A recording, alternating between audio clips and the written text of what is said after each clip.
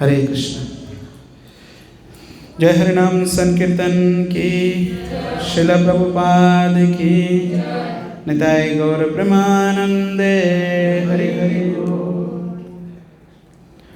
ओम खानंत्रमनंदयस्स ज्ञानांजनशलाकया चक्षुरुन्मिलितं येन तस्मै श्रीगुरुवे नमः।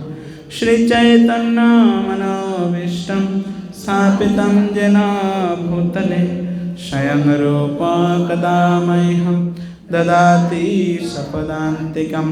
वन्देऽहं श्रीगुरो श्रीयुतापदकमलं श्रीगुरून् वैष्णवांश्च श्रीरूपं सग्रजातं सहगणा रघुनाथान्वितं तं सजीवं साद्वैतं सावधूतं परिजनसहितं कृष्ण चैतन्यदेवं श्री राधा कृष्ण पादान् सहगणा ललिता श्री विशाखान्वितांश्च नमो विष्णुपादाय कृष्णपृष्ठाय भूतले श्रीमते भक्तिवेदांत स्वामिनिते नामिने।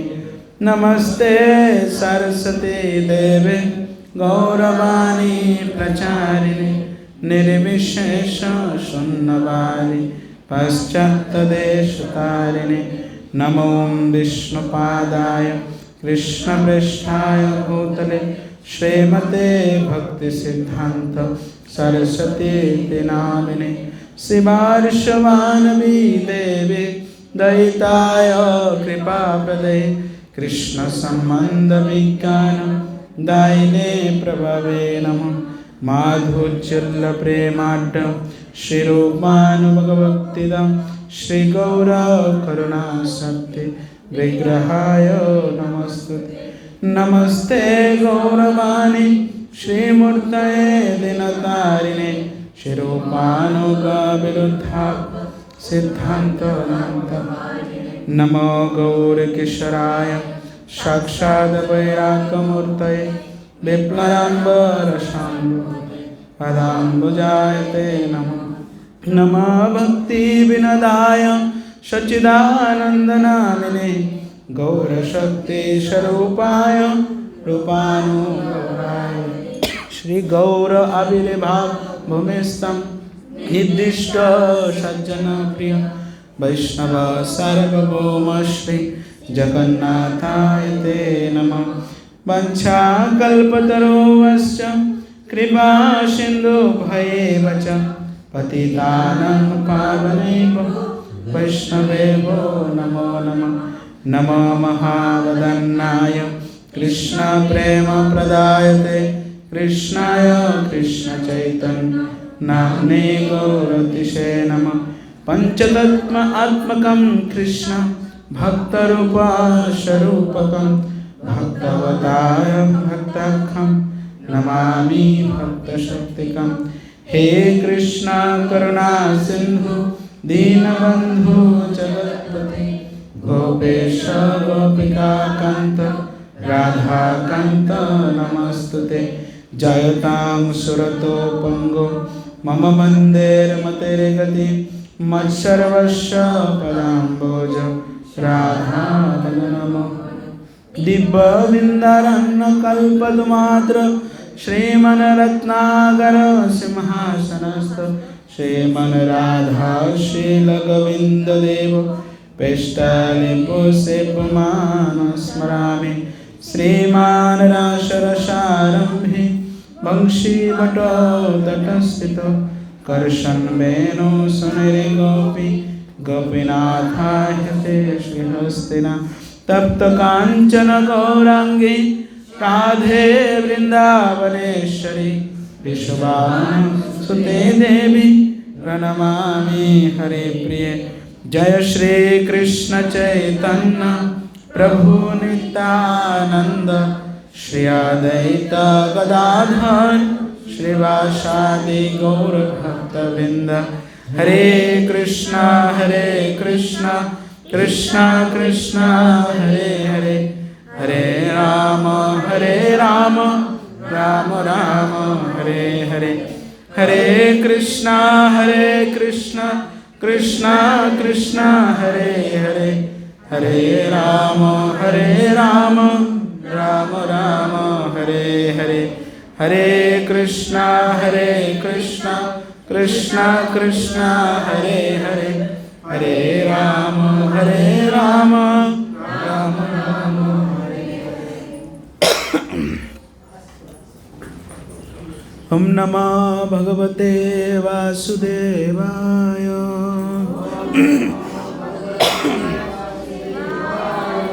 ओम नमो भगवते वासुदेवाय।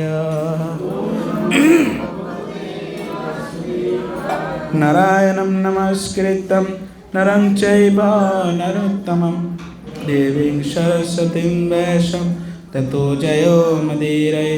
नष्टप्रायस्य भद्रेषु नित्यं भगवत सेवया, भगवते उत्तमश्लोके भक्तिर्भवति नष्टिके। नमो विष्णुपादाय कृष्णप्रेष्ठाय भूतले श्रीमते जय पताका स्वामी नित्य नामिने नम आचार्य पदाय निताय कृपा प्रदायिने गौर कथा दामोदाय नगर ग्राम तारिणे। हरे कृष्ण। तो उपस्थित सभी भक्तों को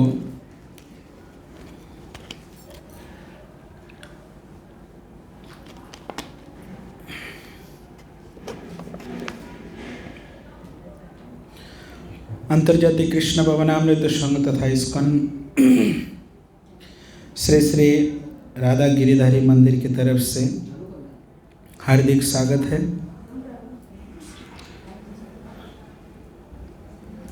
तो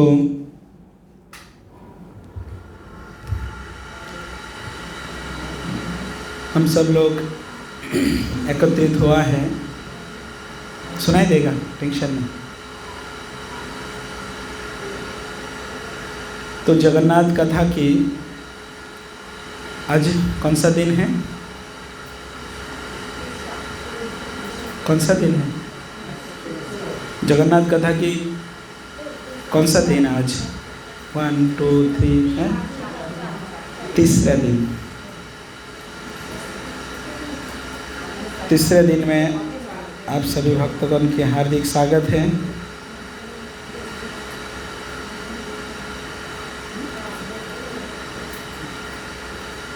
तो पिछले हफ्ता में हम लोग क्या क्या विषय के ऊपर हम लोग चर्चा किया था, कौन बोल सकते हैं? किसी के पास नोट है?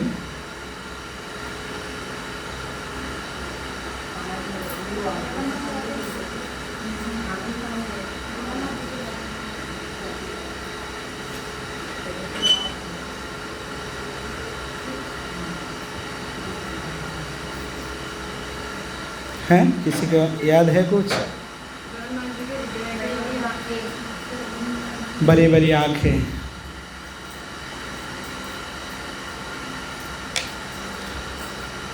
और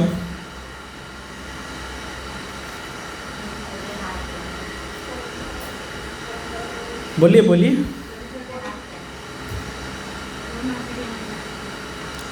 किसके बारे में? हाँ, जगन्नाथ जी का विग्रह के बारे में। क्यों जगन्नाथ के आँखें नहीं, बड़ा बड़ा आँखें है और हाथ नहीं है, पैर नहीं है, उसी विषय में चर्चा हुआ था। और किसके बारे में चर्चा हुआ था?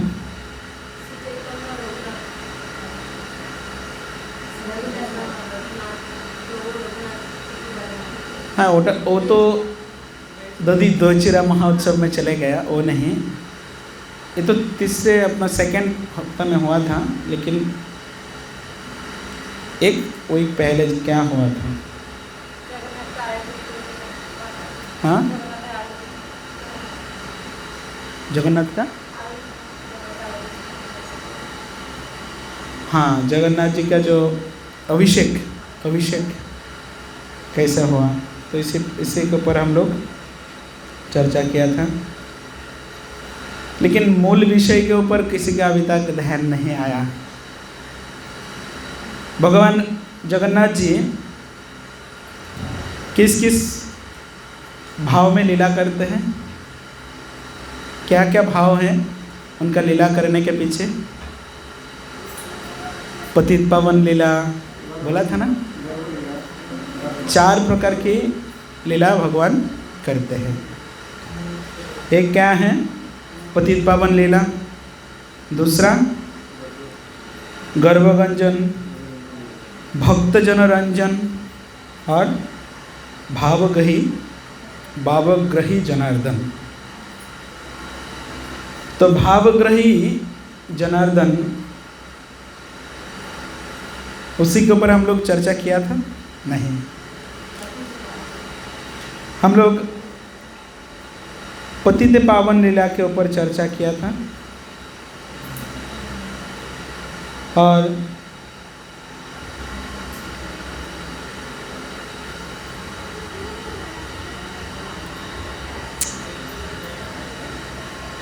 जयेश प्रभु को फ़ोन करो, निखिल को फ़ोन करो, निखिल को फ़ोन करके बोलो जो स्वीट वाले को फ़ोन करके बात करने की।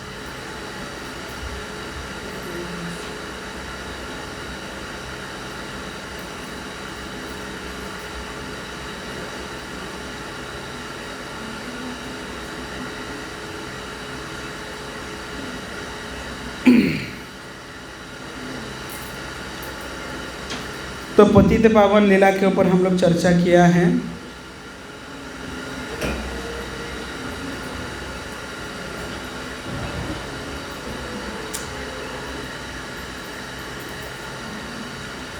तो आज हम लोग चर्चा करेंगे भावग्रही जनार्दन।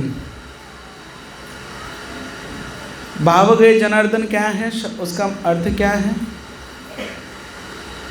जो भक्तों की मन में जैसा भाव आते हैं, तो भाव के ऊपर भगवान क्या करते हैं?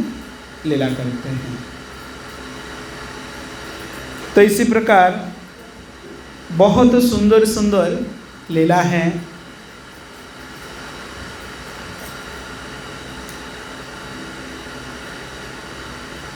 एक बार दक्षिण भारत में से एक आलवार आया था। आलवार मतलब क्या है? आलवार मतलब जैसा हम लोग इतिहास में पढ़ा है, एक देश से एक पर्यटक आता है। पर्यटक मतलब उसको आलवार शब्द भी कहा जाता है। तो उन्होंने दक्षिण भारत से जगन्नाथपुरी में आया था। क्यों? ना जगन्नाथ जी का दर्शन करने के लिए। तो जब वो आलवार आके पहुंचने के बाद जैसा ही जगन्नाथ मंदिर के सामने प्रवेश किया, प्रवेश करने के बाद उनको पता चला भगवान जगन्नाथ दर्शन नहीं देंगे। क्यों? क्योंकि भगवान जगन्नाथ उनकी कुछ दिन पहले ही उनका क्या हुआ था? स्नान यात्रा हुआ था। और भगवान को बहुत विशाल रूप में स्नान यात्रा उत्सव होता है। अरे ये स्नान यात्रा उत्सव होने के बाद भगवान का क्या होता है? बीमार पड़ जाता है। क्या होता है? बुखार हो जाता है। तो आज आप सब लोग भगवान के दर्शन करके आया? हाँ, जगन्नाथ जी का दर्शन हुआ? क्यों? भगवान का बीमार हो गया। तो भगवान बीमार पड़ गया, अभी उनकी ट्रीटमेंट चल रहा है। जैसा हम लोगों का बीमार होता है ना, तो फिर हम लोग क्या करते हैं?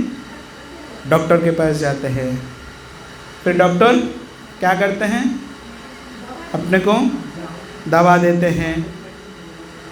हाँ, तो इसी प्रकार भगवान जगन्नाथ जी का भी बीमार हो गया है।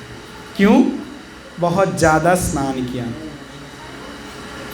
बहुत ज़्यादा स्नान करने के कारण भगवान बीमार हो गया। तो उसी समय भगवान किसी को दर्शन नहीं देते हैं। आप सब लोग थोड़ा आगे आगे आ जाइए और पीछे सब खाली कर, थोड़ा आगे हो जाइए। आप लोग यहाँ पे आ जाइए, यहाँ पे आ जाइए, इधर आ जाइए।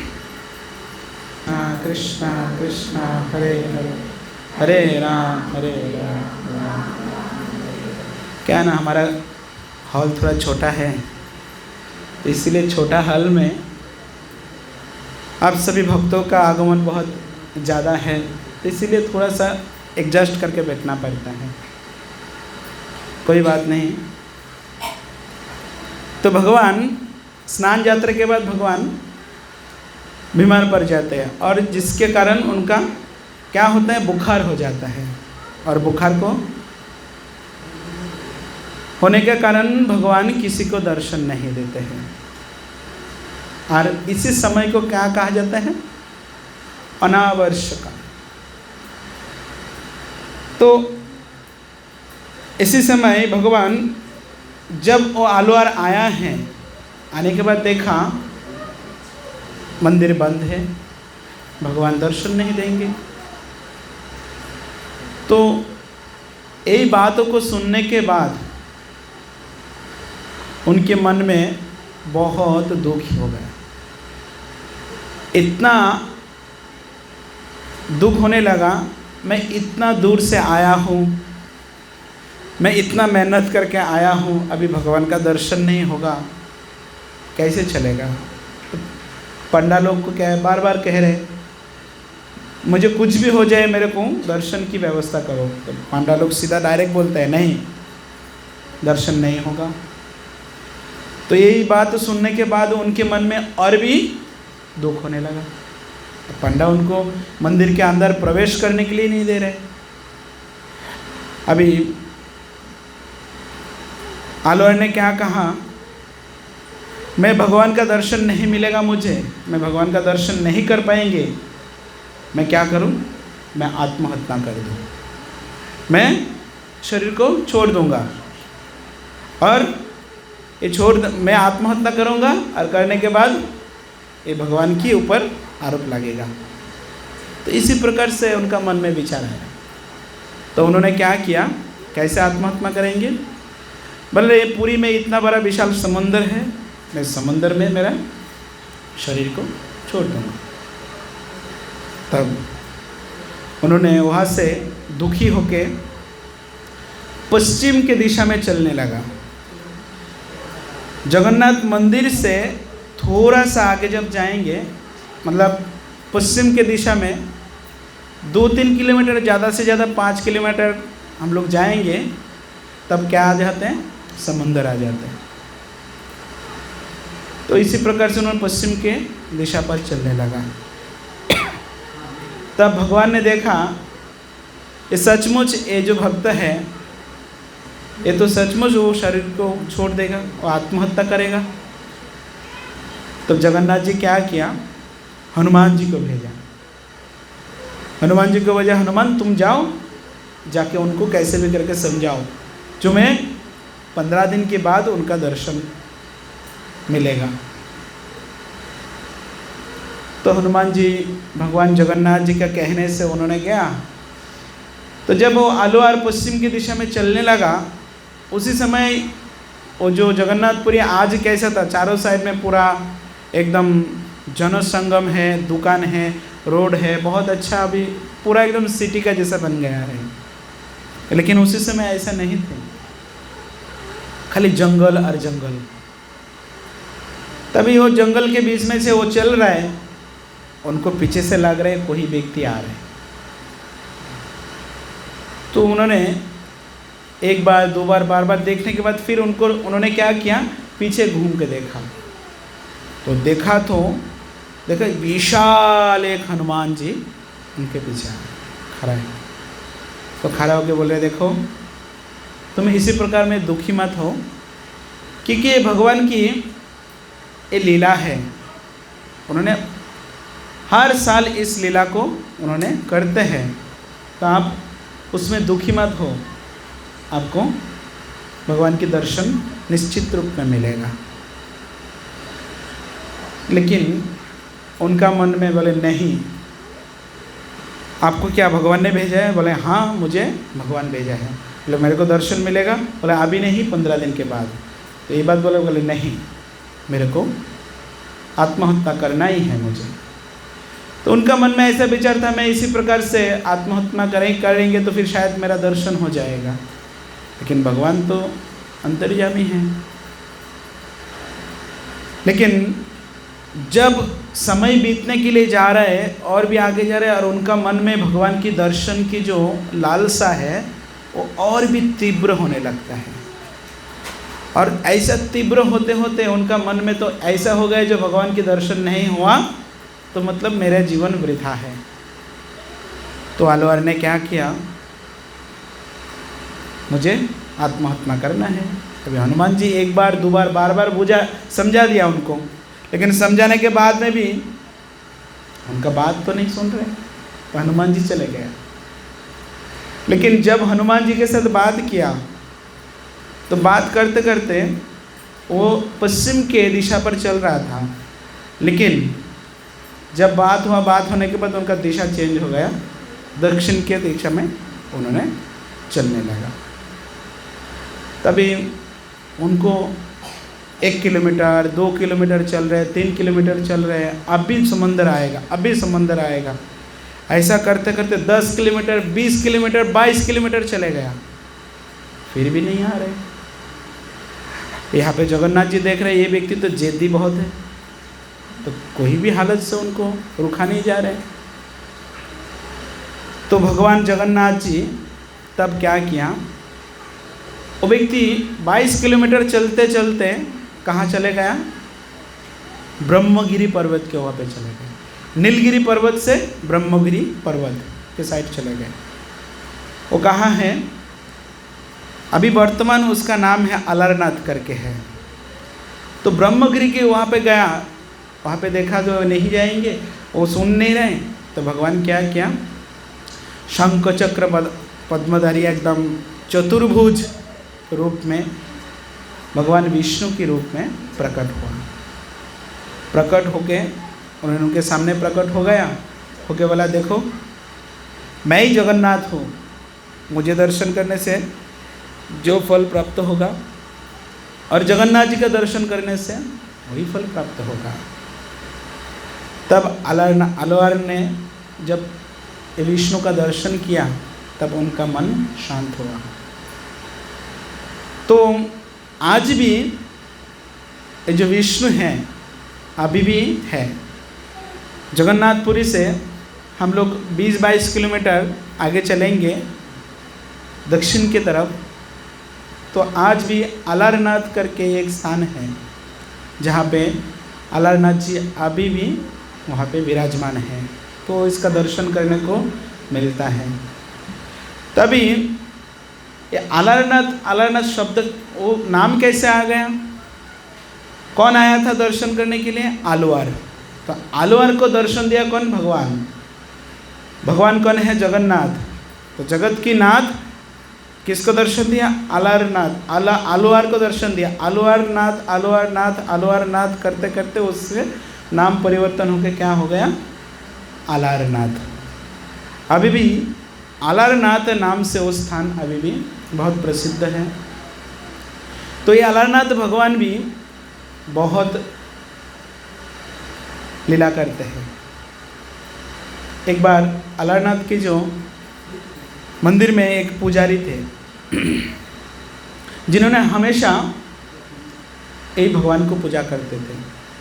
क्या करते थे, रोज़ थोड़ा खीर बनाते थे और खीर लाके भगवान को भोग लगाते थे। भगवान भोग लगाने के बाद चले जाते थे। तो ब्राह्मण की एक पुत्र थे।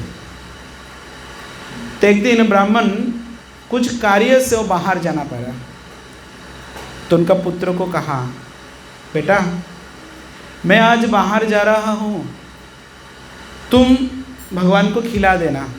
तुम्हारा मम्मी खीर बना के देंगे, वो खीर तुम भगवान को खिला देना। बेटा बोला ठीक है। तो पिताजी चले गया। अभी छोटा बच्चा है, अभी छोटा बच्चा भगवान को खिलाने के लिए गया। खीर लेके गया, भगवान को गरम गरम खीर लेके भगवान को भोग लगाने के लिए जाके भोग लगाया। जाके बोला हे भगवान, मेरा पिताजी जरूरी कार्य के कारण वो बाहर चले गया, तो आप खा लो, खीर खा लो। आज पिताजी नहीं आएंगे, आज मैं आया खिलाने के लिए तुमको, तुम खा लो। तो एक बार बोला नहीं खाया, दो बार बोला नहीं खाया, तीसरे बार बोला फिर भी नहीं खाया। ये बच्चा तो जिद्दी पकड़ लिया, भगवान जब तक नहीं खाएंगे तब तक तो मैं जा नहीं सकता हूँ, और भगवान नहीं खाया तो फिर मेरे को पिताजी डांट पड़ेगा। तो ये डर से बार बार भगवान को कहने लगे भगवान तुम खा लो। लेकिन भगवान कौन है? भावग्रही जनार्दन। भाव से भगवान क्या करते हैं? ग्रहण करते हैं।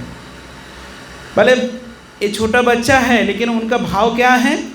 भगवान को खिलाना। तो भगवान ने क्या किया, ये बच्चों की जो इतना बार बार कहने से उनको रहा नहीं गया, तो उन्होंने क्या किया? खीर खा लिया।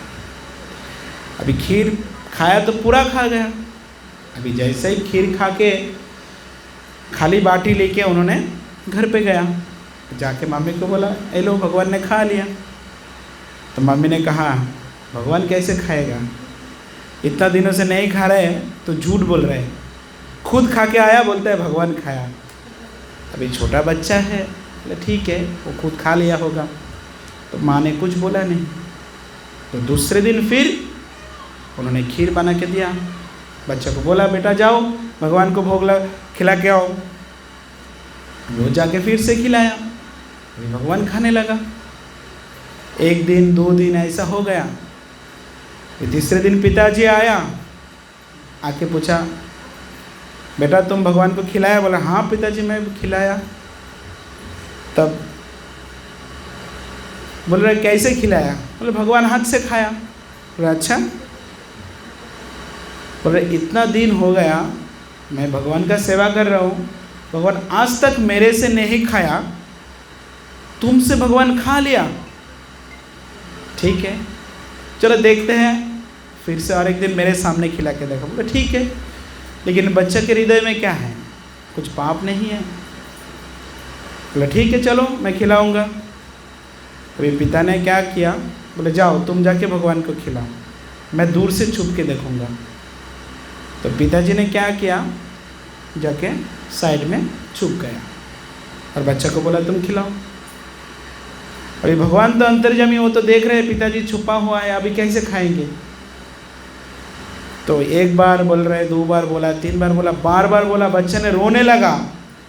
बोल रहे तुम पिताजी के सामने नहीं खाया तो फिर मुझे बहुत जोर से डांट पड़ेगा, हाँ मैं झूठा साबित हो जाऊंगा। अरे भगवान भी देखा मैं 2 दिन तो खाया हूँ, अभी मैं नहीं खाया तो फिर मेरे जो भक्त है वो क्या हो जाएगा? झूठा हो जाएगा। तो भगवान भक्तों की मन की इच्छा को पूर्ण करने के लिए भगवान कुछ भी करने के लिए रेडी हो जाता है।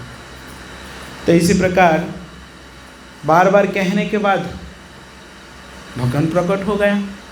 अभी होके खीर के बाटी में ऐसा हाथ डाल दिया, डाल के खाने लगा। अभी जैसे ही भगवान ऐसा हाथ डाल के ऐसा मुंह में डालने के लिए गया, वो जो ब्राह्मण छुपा हुआ थे, ब्राह्मण ने क्या किया? जाके भगवान का हाथ पकड़ लिया। अभी भगवान की हाथ पकड़ लिया तो फिर भगवान तो अभी बोल रहे छोड़ो छोड़ो छोड़ो। अभी हाथ पकड़ लिया तो भगवान को बोले बार बार बोल रहे छोड़ो छोड़ो, लेकिन छोड़ नहीं रहे। ब्राह्मण का मन में क्या चिंता है? भगवान अभी सब खाने लगा तो हमारे लिए क्या बचेगा? इसी प्रकार से चिंतन होने के बाद भगवान ने क्या, देखो तुम इतना सालों से तुम मेरी पूजा कर रहे हो, मेरा सेवा कर रहे हो, तुम्हारे हृदय में तो भाव का कुछ है ही नहीं, तुम तो देखा हुआ सब कर रहे हो। आज मैं खा रहा हूँ इसलिए तुमको कम पड़ेगा, इतना तुम स्वार्थ पर हो। हाँ, तो भगवान ने क्या किया, उनका हाथ को जोर से ऐसा झटका मारा, और जैसे झटका मारा उनका हाथ में क्या था, खीर लगा था, खीर का बाटी में हाथ डाल दिया था, और जैसे ही हाथ डाला गरम खीर थे और भगवान का उंगली जल गया, और भगवान के उंगली जल गया, और ऐसा खींचा, और खींचने के बाद उनका हाथ से जो खीर के 2 बूंद, एक बूंद भगवान के यहाँ पे और एक बूंद भगवान के सीने में पड़ा, यहाँ पे, और जैसे जहाँ पे पड़ा वहाँ पे क्या होता है, छला आ जाता है ना, छला आ गया। तब ये जो भगवान का जो हाथ उंगली जो जला हुआ है, आज भी आप अलारनाथ में जाएंगे तो भगवान का जो ये उंगली जला हुआ है आप देख सकते हैं, दर्शन कर सकते हैं। और भगवान के यहाँ पे जो छला आया था वो भी निशाना है, इधर जो हुआ था वो भी निशाना है। तो आप अभी भी अलारनाथ में जाएंगे तो स्वचक्षु में दर्शन कर सकते हैं। तब भगवान ने कहा, देखो मेरे दिए हुए वस्तु को मुझे देने में तुमको इतना कंजूसपनी हो रहा है, तो तुम मेरे सेवा के अधिकारी नहीं हो, तुम्हारा वंश में कोई नहीं रहेगा, सब नाश हो जाएगा। तो इसके बाद उनका ये जो ब्राह्मण की जो वंश में कुछ भी निशाना नहीं रहा। अभी वहाँ पे जो सेवा हो रहा है पारंपरिक रूप में, वहाँ का जो ब्राह्मण होते हैं उन लोग अलग भाव में करते हैं। तो कहने का मतलब वही है, जो अलारनाथ इतना कृपालु है, इतना दयालु है, ये भगवान के ऊपर कृपा, भक्त के ऊपर कृपा करते हुए अलारनाथ भगवान स्वयं वहाँ पे उपस्थित हो जाता है। तो वहाँ पे जब ये अनावसर जो समय होता है, यहाँ पे महाप्रभु भी एक लीला किया था। चैतन्य महाप्रभु जब जगन्नाथपुरी में था उसी समय, तो जगन्नाथपुरी में भगवान जगन्नाथ जी को रोज दर्शन करने के लिए जाते थे महाप्रभु गंभीरा से। तो जब ये स्नान यात्रा के समय हो, 15 दिन जब भगवान की अनावर्ष समय होता तब दर्शन नहीं होता था। तो चैतन्य महाप्रभु का मन में भी बहुत रोमांच कंपा सुतरंग भजो, उनके मन में भी बहुत रोमांचित होता था भगवान के दर्शन करने के लिए। तो चैतन्य महाप्रभु भी क्या करते थे, जगन्नाथपुरी से भागते भागते भागते भागते कहाँ चले जाते थे, ये अलारनाथ को दर्शन करने के लिए चले जाते थे। तो अलारनाथ को दर्शन करते करते जब कीर्तन करने के लिए जाते थे, उसी समय अलारनाथ को दर्शन करके जब महाप्रभु जाके प्रणाम किया, भगवान इस प्रकार से खड़ा थे और उस समय भगवान को चैतन्य महाप्रभु दर्शन किया। और जगन्नाथ जी को दर्शन ना होने के कारण उनका मन में जो इतना रोमांचित होने लगा था, जो भाव प्रकट हुआ था, जो जहाँ पे जाके महाप्रभु दंडवत प्रणाम किया ऐसा लंबा होके, उनके शरीर के इतना रोमांचित होगा था। ये रोमांचित के कारण जो पत्थर के ऊपर उन्होंने प्रणाम किया था वो पत्थर भी पिघल गया था। तो पत्थर पिघल के भगवान की जो चैतन्य महाप्रभु का जो पूरा शरीर के जो छाप है ना, उधर एकदम हो गया।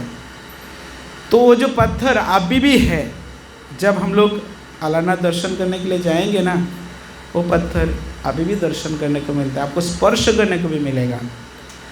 तो भगवान चतुर्भुज के सामने इसी प्रकार से महाप्रभु भी वहाँ पे जाके एक लीला विलास किया था। तो बहुत सुंदर रमणीय स्थान है। तो अभी जो ये अनावर्ष काल जो चल रहा है ना, इसी समय जगन्नाथपुरी का मंदिर बंद रहता है, वहाँ पे कोई नहीं है। लेकिन जो ये अलारनाथ मंदिर है ना, अलारनाथ मंदिर में बहुत विशाल मेला हो रहे हैं, बहुत विशाल। कहाँ जाते हैं, उसी समय अलारनाथ को दर्शन करने से, जगन्नाथ जी का दर्शन करने का जो फल प्राप्त होता है, अलारनाथ जी को दर्शन करने से वो फल प्राप्त होता है। तो इसी प्रकार से भगवान आलवार को कृपा किया था एक लीला विलास किया था। ये कौन सा लीला हुआ है? भावग्रही जनार्दन। भक्त के मन में जो भाव है वो भाव के ऊपर भगवान लीला किया है। फिर और एक लीला है लंडी माता। लंडी माता मतलब लंडी शब्द क्या है? एक माता है, बुरी माता थे, जिनका सर पे बाल नहीं था। तो बाल नहीं था इसलिए उनको लंडी माता कहते थे। वो लंडी माता भी भगवान जगन्नाथ जी को पुत्र के रूप में मानते थे। तो भगवान जगन्नाथ एक बार वो लंडी माता के मन में ऐसा चिंतन आ रहा था, मेरा बेटा हर रोज़ 56 भोग खाते हैं, इतना तेल, इतना मसाला, इतना मिठाई, सब कुछ खाते हैं। मेरा पुत्र का ना कितना पेट में दर्द होता होगा, इतना मिठाई खाने के कारण उनका ना शुगर आ जाए। वो माता के मन में इतना दुख। तो मेरा बेटा को ये पेट की बीमार से बचाने के लिए मुझे कुछ दवा खिलाना पड़ेगा। तो लांडी माता ने क्या करते थे, नीम पत्ता का करवा, नीम पत्ता है ना, उसका गोली बनाया और गोली बना के इसी प्रकार से हाथ में करके जाते थे, हाथ में लेके जाते थे और भगवान को खिलाते थे। तो भगवान खाते थे। तो एक दिन, 2 दिन, बार बार देखा वो बुरी माँ रोज़ रोज़ जाते हैं ऐसा और हाथ में एक थैली लेके। तो एक दिन जगन्नाथ जी का जो सिक्योरिटी है, जो पंडा होता है, उन्होंने पकड़ लिया। बोले, हे बुरी, तुम क्या लेके जा रहे हो? बोले, मैं मेरा बेटा के पास जा रहा हूँ। तुम्हारा बेटा? कौन है तुम्हारा बेटा? और सिक्योरिटी ने सोचा बेटा मतलब उनका कोई बेटा होगा यहाँ पे सिक्योरिटी गार्ड में या कुछ नौकरी करता है। बोले, तुम्हारे बेटा का नाम क्या है? तुमको पता नहीं है मेरा बेटा का नाम क्या है? मेरा बेटा का नाम जगन्नाथ है। मैं उनको क्या, मैं दवा देने के लिए जा रहा हूँ। क्यों? बोले, वो पूरा दिन भर इतना कुछ खाते रहते, उनका पेट का बीमार हो जाएगा, तो इसीलिए मैं दवा लेके जा रहा हूँ। तुम्हारा दवा क्या है? बोले, नीम का गोली है। बोले, हाँ, भागो इधर से, तुम्हारा गोली भगवान खाएगा। हाँ, मतलब बेटा है। तो ऐसा करके उनको भगा दिया। तो बेचारी बुरी माँ रोते रोते घर पे चले गए और घर पे जाके उन्होंने भगवान की बार बार प्रार्थना, हे जगन्नाथ, मैं क्या करूँ, मुझे जाने नहीं दे रहे, मुझे पता है तुम्हारा पेट में क्या होगा, पता नहीं, तुम इतना कुछ खा रहे हैं, मैं क्या करूँ, मैं तो नहीं दे सकता। तो बुरी माँ रोते रोते रोते रोते सो गए। अभी जैसे ही सोया, जगन्नाथ जी उनके सपने में आया, आके बोला, माँ तुम मेरे को गोली नहीं दिया? बोले, मेरे को गोली दो, मेरा पेट में कितना दर्द हो रहा है, मेरा पेट बहुत दर्द हो रहा है, मैं सहन नहीं कर पा रहा हूँ। बोले, गोली मेरे को तो जाने नहीं दिया। बोले, नहीं, मेरे को दो, जल्दी जल्दी दबा दो। तो जगन्नाथ जी सपना में आके वो बुरी माता से नीम का गोली खाया और नीम का गोली खाया। तो उसी समय देखा गया जो मंदिर में जो भोग लगा रहा था, तो जगन्नाथ मंदिर में एक ऐसा सिस्टम था, तो जब भोग लगते हैं ना, तो वहाँ का पुजारी जो होता है, मेन पंडा, मेन पुजारी, तो मेन पुजारी भोग लगाता है। देखा उसी समय भगवान 2 दिन से नहीं खा रहे। क्या हुआ, क्या हुआ? भगवान नहीं खा रहे। तो मेन पुजारी कैसे पता चलता भगवान नहीं खा रहे?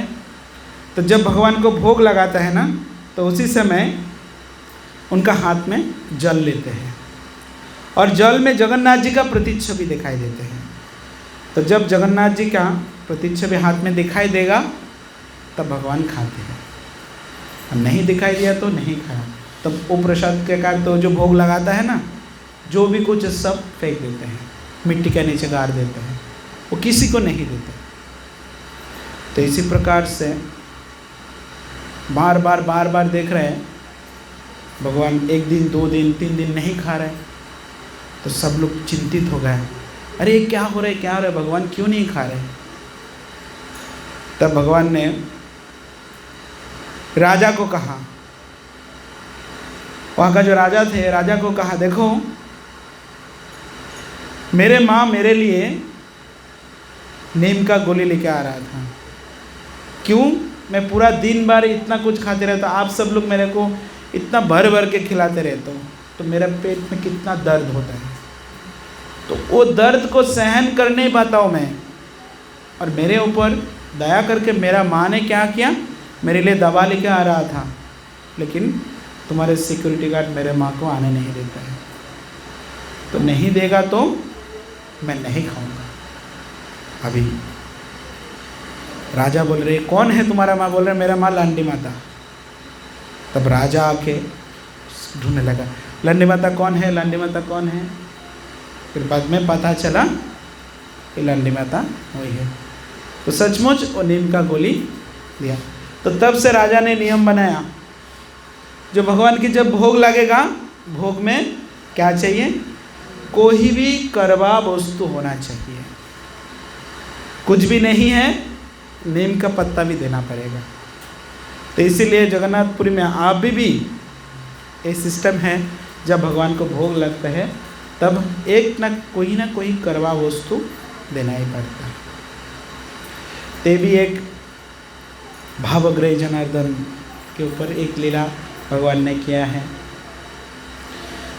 फिर आगे इसी प्रकार से हम लोग लीला के ऊपर वर्णन करेंगे। ये जो जय जगन्नाथ बुक है ना, हिज होलीनेस भक्ति पुरुषोत्तम स्वामी महाराज ने लिखा है, इसमें एक से एक लीला बहुत सुंदर, पूरा बुक्स ये लीला में भरा हुआ है। मैं जितना सारा लीला वर्णन किया है ना, सब इस बुक से, इस बुक में सब लीला के बारे में वर्णन है। हाँ? तो अभी हम लोग वर्णन करेंगे भक्तजन रंजन लीला। तो अब सबसे पहले हम लोग कौन सा लीला श्रवण किया, पतित पावन लीला, जोर से बोलिए कौन सा लीला। फिर इसके बाद भावग्रही जनार्दन, फिर तीसरा भक्तजन रंजन। अभी हम लोग भक्तजन रंजन के ऊपर हम लोग करेंगे। तो एक बार भक्तों को किस प्रकार से भगवान देखिए आनंद देते हैं, आनंद प्रदान करते हैं। साउथ इंडिया की एक भक्त थे जिनका नाम थे प्रभुदास। क्या नाम है, प्रभुदास। तो उनका पान की बिजनेस था। पान है ना, खाई के पान बनाया सो भला, खिली पान वगैरह वो सब बेचते थे। तो प्रभुदास की पान की जो बिजनेस बहुत सुंदर था और बहुत अच्छा पान बनाते थे। तो प्रभुदास के मन में बहुत इच्छा आया, जो एक बार मैं एक पान में जगन्नाथ जी को खिला सकते थे तो मुझे कितना आनंद मिलता था। तो प्रभुदास की मन में बहुत ऐसा इच्छा प्रकट हुआ। और उसी समय जगन्नाथपुर में 5 महान व्यक्ति थे जिनको पंचसखा कहा जाते थे। 5 महान व्यक्ति, उसमें प्रभुदास एक व्यक्ति थे। तो 5 जो व्यक्ति थे उसमें रामदास करके भी एक व्यक्ति थे, एक जन का नाम था। तो रामदास ने क्या देखा, जो रामदास देखा जो हर रोज 2 लड़का बहुत सुंदर, एक एकदम गोरा गोरा है, एक थोड़ा श्याम वर्ण के रूप में, और बहुत सुंदर चादर वादर ओढ़ के रोज रोज प्रभुदास की दुकान के ओर जाता है, उनका घर के ओर जाता है और जाके फिर थोड़ी देर के बाद फिर से आ जाते।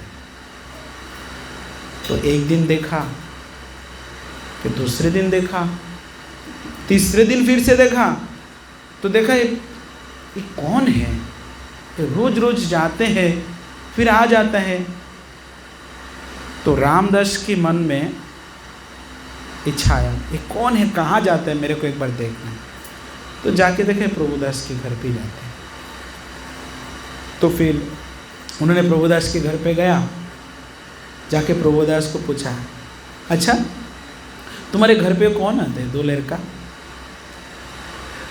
तो प्रभुदास बोलते हैं, पता नहीं ये कहाँ से आता है दो लड़का, और रोज आके मेरे से पान खाते हैं, और पान खाते हैं, खाने के बाद वो चले जाते हैं।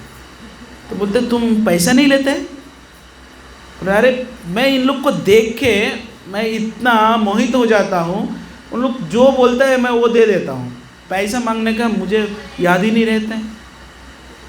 बोले ऐसा रोज करते तो फिर तुम्हारा घर कैसे चलेगा, तुम्हारा बिजनेस तो हरीबल हो जाएगा, तुम पैसा मांगो उनसे। ठीक है, आप बोल रहे हैं अभी दोबारा आएगा तो मैं जरूर मांगेंगे। तभी दूसरे दिन गया, तो जाने के बाद पहले तो सब खिलाया, पान खिलाया, और खाने के बाद वो जा रहा था।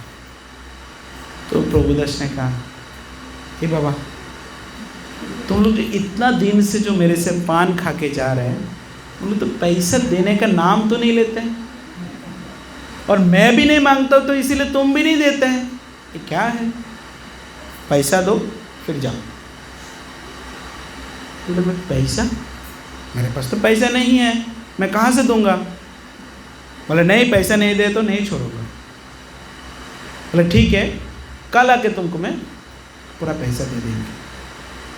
बोले तुम कल आओगे, क्या गारंटी है तुम्हारा? आज तुम लोग आया है, कल तुम लोग आओगे क्या नहीं आओगे, क्या गारंटी है? ऐसा तो नहीं छोड़ सकता। तब बोले तो फिर क्या करना चाहिए? बोले तुम बंदूक रखो, बंदूकी करो। बोले क्या करना है? बोले तुम्हारा चद्दर रखे जाओ, चद्दर छोड़ के जाओ, कल पैसा देके तुम चद्दर लेके जाना। होता है ना मॉर्गेज, क्या बोलते हैं? तो बोला ठीक है, तो एक चादर खोल के दे दिया। अभी चादर खोल के दे दिया तो फिर मंदिर में आया। अभी मंदिर में आके तो अभी दूसरे दिन जब पुजारी गया, जाके देखा भगवान की चादर नहीं है। बोले एक जन का चादर है, दूसरा चादर गया कहाँ? अभी चुपचाप वो तो देख रहे, उनको तो मालूम है मैं उधर छोड़ के आया हूँ। अभी प्रभुदास के घर पे जब दूसरे दिन गया, जाने के बाद फिर रामदास ने फिर से गया उनके घर पे। बोले आज आया था तुम्हारे घर पे? बोले हाँ आया था। पैसा मांगा? बोले हाँ मैंने पैसा मांगा। बोले पैसा दिया? बोले नहीं। तो क्या किया? बोले उनके पास पैसा नहीं है। तो फिर क्या किया आपने? बोले मैं भी थोड़ा बुद्धिमान कम हूँ, कम थोड़ी ना हूँ, मैं भी उनका चद्दर रख दिया। बोला कल आके दे के पैसा देगा और चद्दर लेके जाएगा। बोले चद्दर किधर है? बोले दिखाओ, ये दिखा है। और यहाँ पे मंदिर में हल्ला मच गया, भगवान की चद्दर कहाँ चोरी हो गए। अभी प्रभुदास सुना ये बातों को, तो सुनने के बाद वो रामदास ने कहा मंदिर में भगवान की चद्दर नहीं है। अभी वो चद्दर को लेके आया, कहाँ पे? मंदिर में लेके आके देखा वही चद्दर था जो भगवान की गले में जो चादर थे, वही चादर प्रभुदास के घर पे। तब उनको समझ में आया, सचमुच मेरा हृदय में जो इच्छा था भगवान की पान खिलाने का, भगवान साक्षात कृष्ण बलराम होके आके जगन्नाथ जी मेरे से पान खा के गया। तो इसी प्रकार से भगवान ने ये भी एक बहुत सुंदर लीला किया है। फिर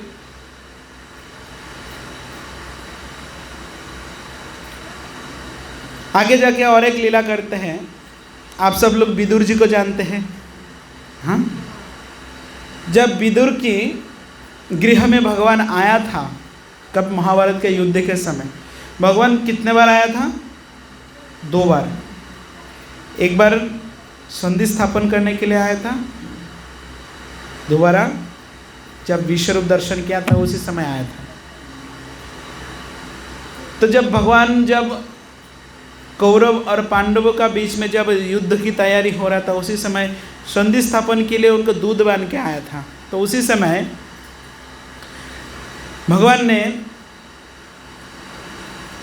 भगवान को कौन था? धृतराष्ट्र के पुत्र का नाम क्या था? दुर्योधन। दुर्योधन ने भगवान के लिए क्या खाने की व्यवस्था किया था? बहुत विशाल व्यवस्था किया था। लेकिन भगवान ने क्या किया? उनके जो व्यवस्थापना था उसके प्रति घूम के भी नहीं देखा। और भगवान ने क्या किया? ये सब चीज़ों को छोड़ के विदुर के घर पे जाके क्या खाया? केला के छिलके। हाँ, तो उसी समय विदुर जी के मन में एक इच्छा थे जो भगवान को खुद की पीठा खिलाने के लिए। खुद की पीठा मतलब खुद जानते हैं आप लोग क्या?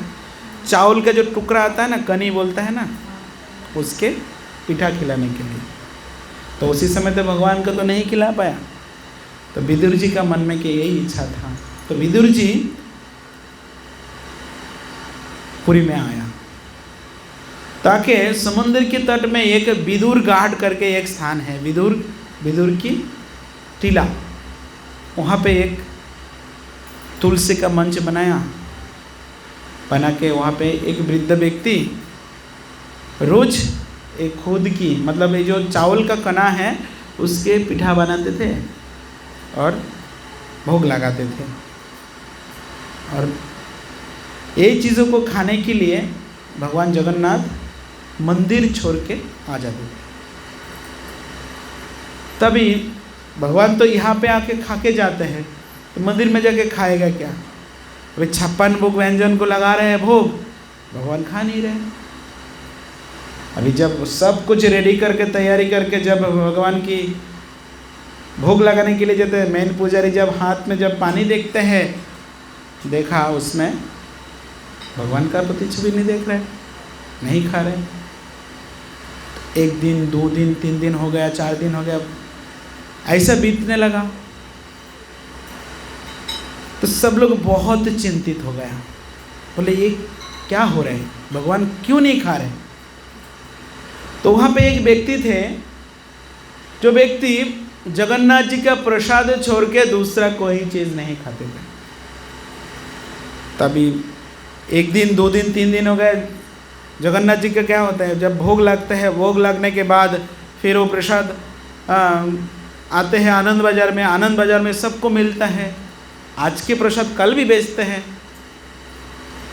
तो 1 दिन का प्रसाद दूसरे दिन मिल जाएगा, अभी तीसरे दिन मिल गया, फिर तीसरे दिन के बाद से तो मिल नहीं रहे, प्रसाद तो खत्म। अभी जो व्यक्ति है वो जगन्नाथ जी के प्रसाद के बिना कुछ नहीं खाते हैं, वो तो भूखा हो गया। अभी उन्होंने भगवान को प्रार्थना, हे भगवान तुम क्यों नहीं खा रहे? तुम नहीं खा पा रहे तो मैं भी नहीं खा पाता हूँ, अभी मेरा इतना भूख लग रहा है, मैं कैसे सहन करूँ? तो बार बार भगवान को कहने लगा। तो भगवान कहते हैं मैं कैसे खाऊं? मैं तो जाके वहाँ पे खुद की चावल की पीठा खा के आ जाता हूँ, तो मेरा पेट तो भर जाता, मैं ऐसे कैसे खाऊं? यहाँ पे तुमको खाना है तो तुम वो विदुर टीला में चले जाओ, वहाँ पे जाके वो देखो, जाके वहाँ पे वो बहुत अच्छा भोग लगा रहे हैं, वो खा के आ जाओ। तो यही बात सुनने के बाद उनको राज तो समझ में आ गया, बोले बेटा वहाँ पे जाके खा के आते हैं, इसीलिए इधर नहीं खाते हैं। तब इन्होंने जाके पांडा को कहा, देखो वो भगवान जाके वहाँ पे विदुर टीला में जाके चावल के कनी की पीठा खा के आता है, तो इसीलिए नहीं खाते हैं। तो इसी प्रकार से कहने के बाद फिर पुजारी देखा, सचमुच विदुर टीला में जाके देखा, वहाँ पे एक वृद्ध व्यक्ति है जो भगवान को तुलसी महारानी के सामने भोग लगा रहे, भगवान वो खा रहे। तो तब से अभी भी जो जगन्नाथ मंदिर में जो भोग लगते हैं, भोग में कहा जाए अभी ये इनके ऊपर कोई भरोसा नहीं है, एक खाने के लिए मंदिर छोड़ के बाहर चले जाते हैं, कभी हम लोग को भी छोड़ के चले जाएगा, इससे अच्छा ना हम लोग क्यों नहीं उनको खिलाते हैं। तो अभी भी हम लोग जाएंगे वहाँ पे, ये खुद की कनी का जो पीठा है वो अभी भी वहाँ पे मिलता है। तो इसी प्रकार से अभी भी ये सिस्टम चालू है। तो इसी प्रकार से भगवान क्या करते हैं, भक्तजनों की रंजन की लीला करते हैं। तो आगे जाके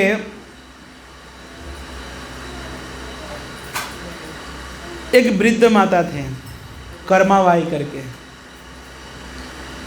तो कर्माबाई एक वृद्ध माता थे, कर्माबाई की खिचड़ी बहुत फेमस। तो कर्माबाई थे एक वृद्धा, उन्होंने घर पे कोई नहीं थे। तो कर्माबाई रोज़ क्या करते थे, भगवान को क्या खिलाते थे, खिचड़ी बना के खिलाते थे। अभी वृद्ध माता है, सुबह सुबह नींद से उठता है, वो कैसे भी करके खिचड़ी बनाता है। तो कैसे खिचड़ी बनाते थे मालूम है, वो एक नीम का ऐसा डंडी से वो दंत मंजन करते थे। तो उन्होंने क्या किया था, जब नींद से उठते थे, ना कुछ स्नान है ना कुछ शुद्धिकरण है, कुछ भी नहीं है, सीधा जाके चूल्हा में बैठा देते थे। अभी हिलाने के लिए कोई चम्मच मिलता नहीं था, तो उन्होंने क्या करते, जो दंत मंजन जिससे दांत मंजन करते थे, नीम का डंडा, एक साइड से दंत मंजन करते थे और दूसरे साइड से वो खिचड़ी कहलाते थे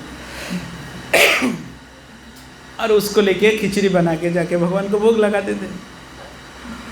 अभी भगवान को ये खिचड़ी इतना प्रिय है, वो खाने के लिए आ गया।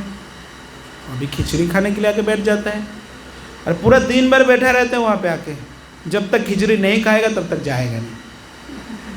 फिर सब लोग, अभी एक दिन क्या हुआ, वो वृद्धा माता के घर पे एक व्यक्ति आया, पंडित। तो आके देखा ये स्थिति, बोल रहे देखो ये पूरे जगत के नाथ है, जगन्नाथ है, आप उनको खिलाते हैं, आप इसी प्रकार से कैसे खिलाते हैं ना? आप क्या करते हैं, उनको स्नान करता है, आप आपके दंत मंजन वाला डंडा से इसको हिला देते हैं, ऐसा भगवान भूख खाएगा? अच्छी बात है, तुम खिला रहे हैं, खिलाओ, लेकिन आप थोड़ा सा स्नान करो, स्नान करके फिर धीरे धीरे खिलाओ, तो बना के अच्छे से शुद्ध सात्विक रूप में खिलाओ। तब ने वो वृद्धा माता के मन में विचार है, हाँ सचमुच तो करना चाहिए। तभी उम्र हो गया, अभी उनका काम करने का जो स्पिरिट है ना तो स्लो हो गया। अभी सुबह उठ के स्नान करेगा, स्नान करके तिलक लगाएंगे, इसके बाद में दंत मंजन करके फिर उन्होंने साफ सुथरा होके फिर उन्होंने खिचड़ी बनाएंगे, फिर भगवान खाएंगे, फिर जाएंगे। लेकिन भगवान तो सुबह नींद से उठ के उनका घर पे खिचड़ी खाने के लिए आ जाते थे। फिर भगवान आके बैठा है, आके बोल रहे माँ मुझे दो खिचड़ी, मेरे को बहुत भूख लगा है। बोला रुक बना रहा हूँ, रुक बना रहा हूँ। ऐसा करते करते पूरा दिन बीत जाता है। यहाँ पे भगवान उधर मंदिर में नहीं खाते हैं। अभी ऐसा स्थिति हो गया, अभी बाद में देख रहे जगन्नाथ जी को खुद को सहन नहीं हो रहे। बोले ये पंडित आया, आके मेरा माँ का दिमाग को ख़राब करके गया, हाँ उसको मैं दिखाता हूँ। इनके लिए मेरे को पूरा दिन भर मेरे को भूखा रहना पड़ता है, कितना लेट होता है मेरे को खिलाने के लिए, मेरे को खिचड़ी खाने के लिए कितना लेट हो जाता है। तो पंडित जो है ना उनको सपना में देखा, सपना में आया, आके उसको बोले तो ज़्यादा पंडित ही दिखा रहा है, हाँ मेरे को खिचड़ी खाने के लिए मेरा पेट भूख में मेरा जलता रहता है, तुम मेरे यहाँ पे पंडित ही दिखा रहे हैं। ऐसा पंडित ही कल जाने का, जाके वो मेरा जो कर्माबाई है वो माँ को जाके बोलने का, मेरे को पहले जैसा खिचड़ी खिलाया ऐसा ही मुझे खिचड़ी चाहिए, तेरा नहीं तो तेरा बैंड बजा दूंगा। अभी इसी प्रकार से तो बोला तो पंडित भी ये हो गया, बोले अरे ये क्या हो गया, जगन्नाथ के ऊपर सचमुच मैं अपराध करके बैठा हूँ। तो भाग भाग के दूसरे दिन गया, जाके कहा देखो मैया तुम भगवान को खिचड़ी खिलाने में अभी लेट हो रहा है तुम्हारा। बोल रहे हाँ, तो तुमको कैसे पता? बोले कल मेरे को जाके चिल्ला के आया उन्होंने। बोले चिल्ला के आया? बोले हाँ बहुत लेट हो रहा है, उनको जाने में लेट होता है और उनको भूख सहन नहीं हो रहा है। तुम जैसा खिचड़ी बना रहे थे ऐसा खिचड़ी बनाओ, ऐसा खिलाओ। वही ठीक है बोल के चला गया। इसके बाद से वो कर्माबाई जैसे वो दंत मंजन से खिचड़ी बनाते थे, इसी प्रकार से खिचड़ी बना के बिना नहा के धो के कैसे भी करके भगवान को भोग लगाते हैं। वो खिचड़ी भगवान खाते हैं। आज भी जगन्नाथपुरी में एक खिचड़ी का बहुत नाम है। कर्माबाई की खिचड़ी बोलेंगे तो सब लोग एक नाम से जानते हैं। तो इसी प्रकार से भगवान क्या करते हैं, भक्त जन रंजन, भक्त को आनंद प्रदान करने के लिए इसी प्रकार लीला विलास करते हैं। फिर आगे ठीक है, भगवान तो इतना कुछ करते हैं। अभी भगवान खाने के बाद अभी महाप्रसाद हो जाता है। तो महाप्रसाद क्या है? वास्तविक में आज हम लोग जो महाप्रसाद खाते हैं ना, हम लोग बोलते हैं ना महाप्रसादे गोविंदे। क्यों? क्योंकि भगवान की उच्छिष्ट प्रसाद हमको मिलता है, जिसके लिए हम लोग इसको क्या कहते हैं, महाप्रसाद। लेकिन ये जो महाप्रसाद है ये कहाँ से आया, कैसे आया, उसी के ऊपर भी बहुत सुंदर एक लीला है। तो वास्तविक में ये जो महाप्रसाद है ना, ये महाप्रसाद का अधिकारी ये मत्त धाम के वासियों के लिए नहीं था। ये महाप्रसाद जो है ना इतना ऊंचा है, इतना उच्च लेवल का है जो उसके बारे में सोच भी नहीं सकते हैं। लेकिन आज भगवान की कृपा से हम लोगों को महाप्रसाद प्राप्त हो रहे हैं। कैसे? एकमात्र प्रसाद किसका बनते हैं? भगवान की उच्छिष्ट प्रसाद होता है। हम लोग कहते हैं ना आप मुझे प्रसाद दे दीजिए, लेकिन प्रसाद किसका होता है? भगवान की खाने के बाद जब प्रसाद बनते हैं, हम लोग बोलते हैं भगवान को प्रसाद लगाया है, भगवान की प्रसाद बना रहा हूँ। किसी को पूछा अब क्या कर रहे हैं, बोले मैं भगवान की प्रसाद बना रहा हूँ। प्रसाद बनाए जाते हैं?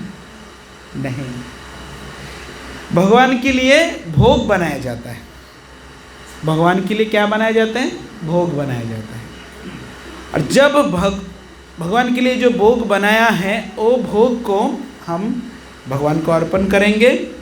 इसके बाद क्या होगा? भगवान ग्रहण करेंगे, और ग्रहण करने के बाद क्या होगा? प्रसाद होता है। तो ऐसा जो प्रसाद वो दिव्य प्रसाद है वो वैकुंठ धाम में मिलता था। भगवान विष्णु क्या करते थे? प्रसाद भोग ग्रहण करते थे, और उसका उच्छिष्ट प्रसाद किसको मिलते थे? लक्ष्मी देवी को, और किसी को नहीं। ये गोलोक वृंदावन में होता था। तो एक बार भगवान प्रसाद ग्रहण कर रहा था, तो उसी समय लक्ष्मी देवी साथ में थे। तो भगवान की उच्छिष्ट होने के बाद भगवान लक्ष्मी देवी पाते हैं, और उसी समय नारद मुनि जाकर वहाँ पर उपस्थित हुआ। तो नारद मुनि क्या है? भगवान की एक ही भक्त है जो भगवान भगवत धाम में आना जाना हमेशा चलता रहता है, फुल परमिशन है। तो नारद मुनि गया, जाके देखा इसी प्रकार से भगवान ने ग्रहण किया। इसके बाद उनको उच्छिष्ट प्रसाद किसको मिला? लक्ष्मी देवी को। अभी साधारण भौतिक जगत में देख लीजिए, कोई व्यक्ति कुछ अच्छा कुछ चीज़ों को खा रहा है, वो देखने के बाद हमारा भी लालच होता है हम भी खा सकते। जैसा गोलगप्पा, पानी पूरी, किसी ने खाया देखेगा तो लालच तो आएगा ना, आता है क्या नहीं?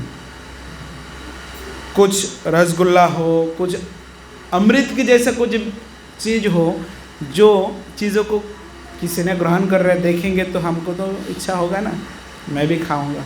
भले प्रकाश नहीं करेंगे, लेकिन बाद में मैं भी प्रयास करेंगे वो ग्रहण करने के लिए, लेने के लिए। तो नारद मुनि वहाँ पे उपस्थित हुआ। नारद मुनि उपस्थित होने के बाद देखा लक्ष्मी जी अकेला पूरा प्रसाद को ग्रहण किया। अभी देखने के बाद उनका मन में एक विचार आया, मुझे भी तो मिलना चाहिए था, थोड़ा तो मेरे को भी दे सकते थे। तब नारद मुनि को लक्ष्मी देवी पूछा, नारद तुमको क्या चाहिए, बोलो तुम क्या काम के लिए आया हो यहाँ पे। तब नारद मुनि कहा मते मेरा मन में एक इच्छा है। क्या इच्छा है? आपने जो ये भगवान की उच्छिष्ट प्रसाद खाया है ना, ये प्रसाद मुझे भी चाहिए था, मेरा इच्छा है। बोले बाप रे बाप, उसका परमिशन मेरे पास नहीं है, क्योंकि भगवान ने कहा मेरे उच्छिष्ट प्रसाद की भागीदार आप खुद हो और बाकी कोई किसी को नहीं, मैं वो नहीं दे सकता। तो बोले मैया देखो, आप चाहो तो मिल सकता है, तो आप नहीं चाहो तो। बोले ठीक है, तुम बार बार बोल रहे हैं तो फिर मैं एक बार प्रभु को पूछता हूँ। प्रभु ने हाँ बोला तो ठीक है।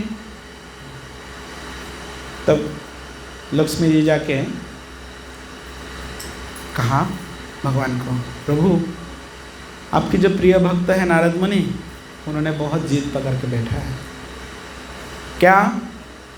उनको प्रसाद चाहिए, लेकिन मैंने मना किया तो नाराज हो रहे, मैं क्या करूं? बोले ठीक है, एक काम करो, बार बार कह रहे थे एक दिन के लिए दे दो, इससे ज़्यादा मत देना। बोले ठीक है।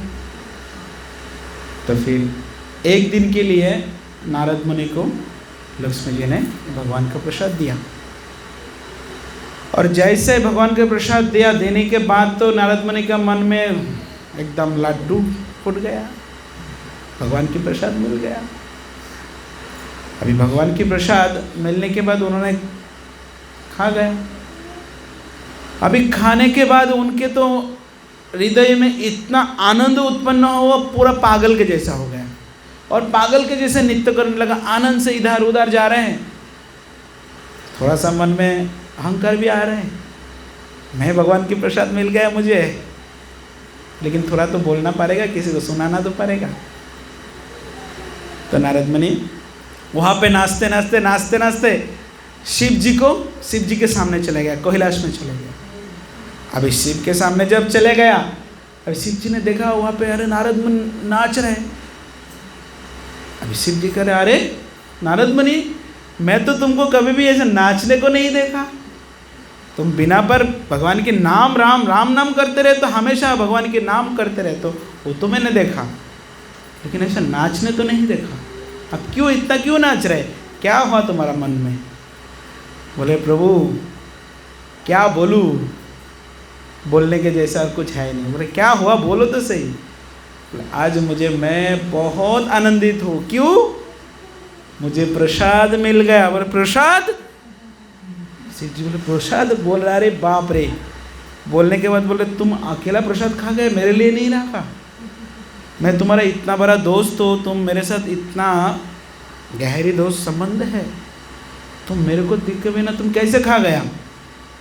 बोले मेरे को भी थोड़ा सा मिला था, लेकिन उसमें से खा गया मैंने। फिर बाद में ऐसा हाथ देखा तो हाथ की उंगली के कोने में एक कोना रहा। बोले लो। अभी जैसे शिव जी को एक कण मत प्राप्त हुआ, शिव जी तो पूरा तांडव नृत्य करने लगा, अभी पूरा कैलाश को हिला दिया। अभी ऐसा स्थिति हो गए, होने के बाद अभी पार्वती जी बोल रहे क्या हुआ, अभी तो प्रलय का समय तो नहीं हुआ, मेरे प्रभु ऐसा क्यों कर रहे हैं, अभी प्रलय कर रहे। माता भाग के आया पार्वती जी, आके बोला प्रभु क्या हुआ? बोल रहे अरे मेरे को दिव्य चीज़ प्राप्त हो गया। क्या? भगवान की प्रसाद। भगवान की प्रसाद प्राप्त हुआ तो इसीलिए इतना नाच रहा है। बोल रहे मेरे को दो। बोल रहे तुम्हारे लिए, अरे मेरे लिए एक को नहीं मिला, तुमको कहाँ से दो? अभी यही बात सुनने के बाद में तो पार्वती जी तो और भी गुस्सा में आ गए। अभी ऐसा गुस्सा में आ गए, लगता है अभी ख़त्म कर देगा पूरा दुनिया को। अभी बार बार शिव जी समझा रहा है, देखो प्रिय मेरे पास थोड़ा, बोले तुम मेरे को दे के बिना कैसे खाया बताओ, बोले थोड़ा सा भी जितना भी हो मेरे को याद तो करना चाहिए था, तुम कैसे खा गए, मुझे प्रसाद चाहिए, नहीं है तो मैं अभी हो जाएगा, पूरा प्रलय हो जाएगा।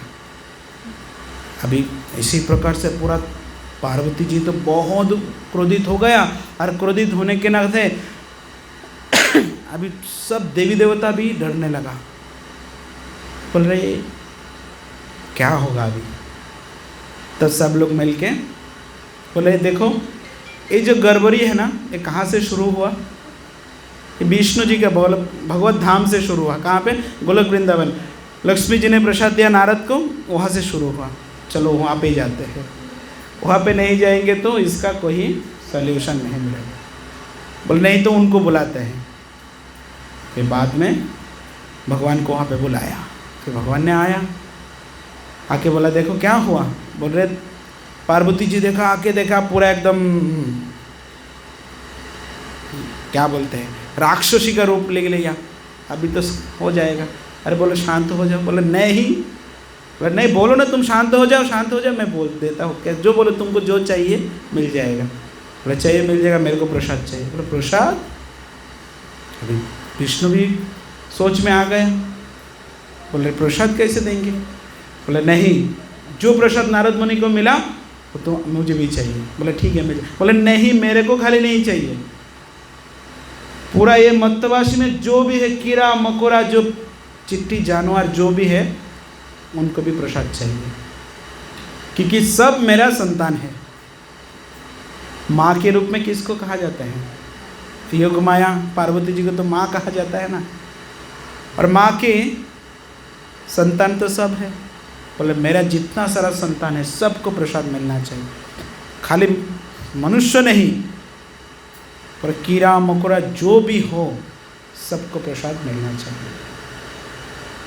तब बोला ठीक है मिल जाएगा, लेकिन अभी नहीं मिलेगा।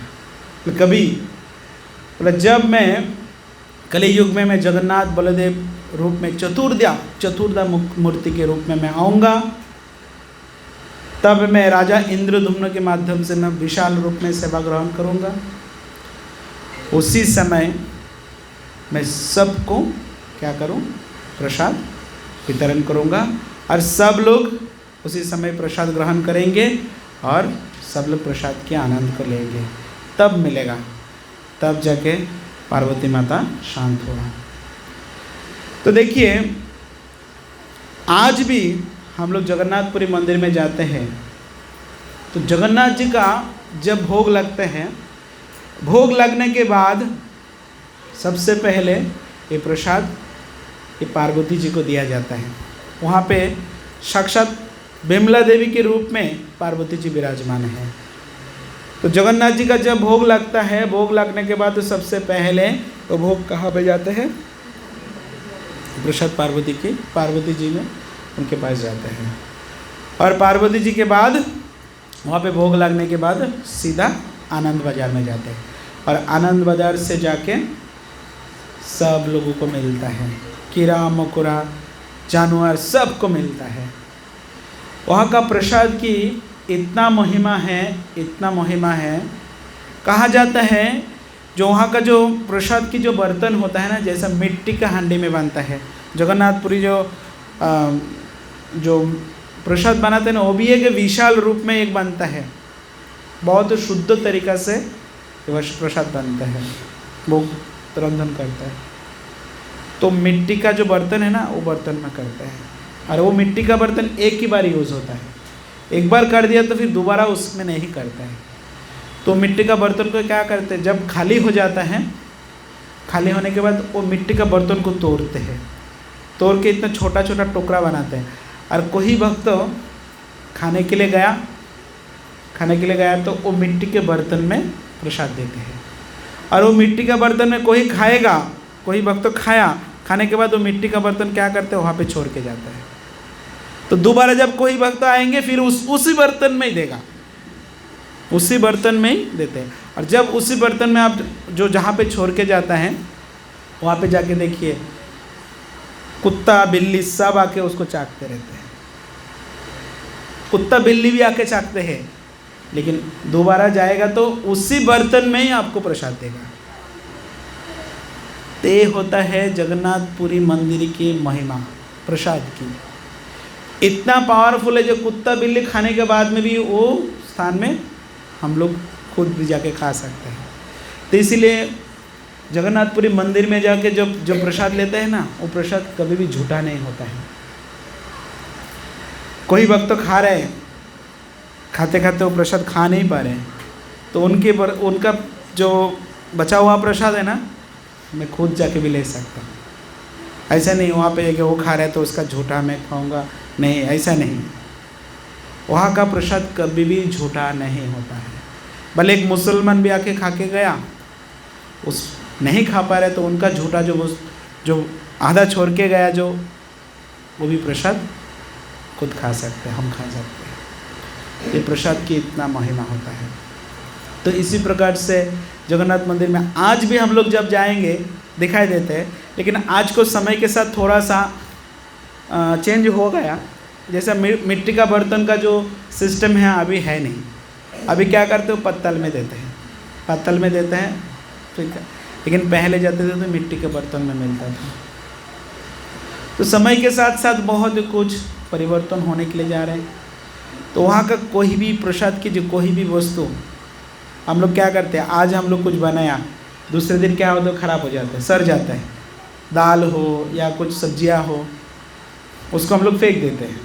लेकिन वहाँ पे ऐसा नहीं होता है। वहाँ पे जो वस्तु खराब हो जाता है उसको दूसरे दिन खिलाया जाता है। और कुछ विशेष ऐसा होता है जो फेंक देते हैं, फेंकने के बाद में भी कोई भक्त होते हैं जहाँ पे फेंकते हैं वहाँ से भी उठा के खाते हैं। ऐसा कौन खाया था?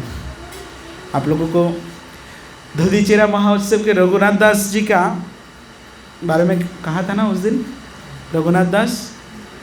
रघुनाथ दास खुद जाके इसी प्रकार से जगन्नाथ जी का प्रसाद को कैसे खाते थे पता है?